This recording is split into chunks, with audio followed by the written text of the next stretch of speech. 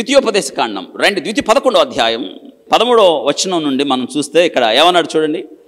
కాబట్టి మీ పూర్ణ హృదయముతో పూర్ణాత్మతో మీ దేవుడని యెహోవాను ప్రేమించి తర్వాత సేవించి జాగ్రత్తగా వినాలి. చెప్పండి, ప్రేమించి సేవించాలి, ఆయన్ని ప్రేమించాలి, తర్వాత సేవించాలి, తర్వాత ఆయన మాట జాగ్రత్తగా వినాలి. దేవుని వాగ్దానం మీ జీవితంలో నెరవేరడానికి నీవు ఆయన్ని ప్రేమించి ఆయనను సేవించి జాగ్రత్తగా ఆయన మాట వినాలి. ఈ 3 విషయాలమ్మా.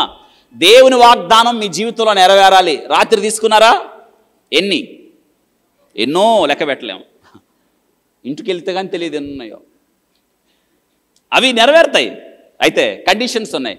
అవి మీ జీవితంలో మీరుకి నెరవేరాలంటే మీరు ఫస్ట్ ఆఫ్ ఆల్ ఆయన్ని లవ్ చేయాలి, ఆయన్ని సర్వ్ చేయాలి, ఆయన మాట మీ చెవిలో పడాలి, ఒబే అవ్వాలి ఆయన మాటకి.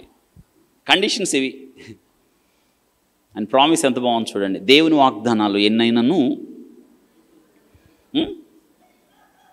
రాత్రి ఒకళ్ళు వాగ్దానం చదవమని వచ్చారు. వాగ్దానం తీసుకొని, అంటే వాళ్ళ సెంటిమెంట్ అనమాట, నువ్వు చదువు అని వాగ్దానం.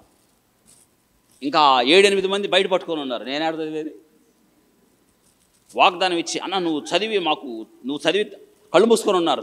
చూడకుండా వచ్చారు దర్శ పెట్టుకొని.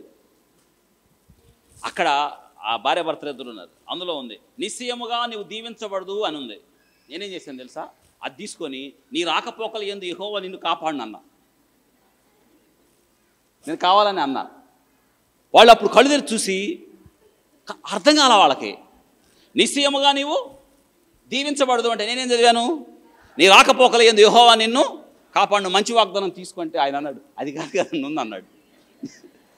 అది కాదు కదా సార్ ఉందంటే నేను అన్నా అది వద్దా నీకన్నా, అది కూడా వాగ్దానమేగా. ఇక్కడేమో దీవించబడదు అని ఉంది. పాప వాళ్ళు ఆశగా వచ్చారు.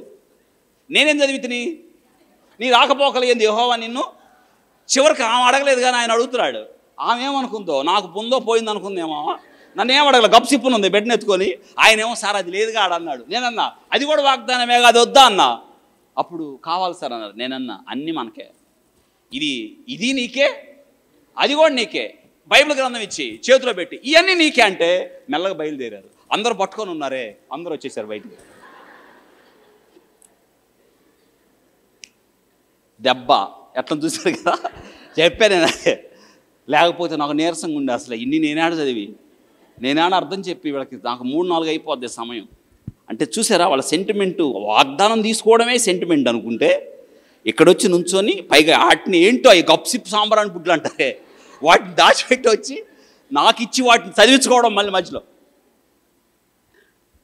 చూడండి, దేవుని వాగ్దానాలు ఎన్నైనా అవన్నీ క్రీస్తునందు అన్నీ మనయే. Conditions apply. 3 మాటలు చెప్పాడు ఇక్కడ. ఏంటయ్యి? ఆయన్ని ప్రేమించి సేవించి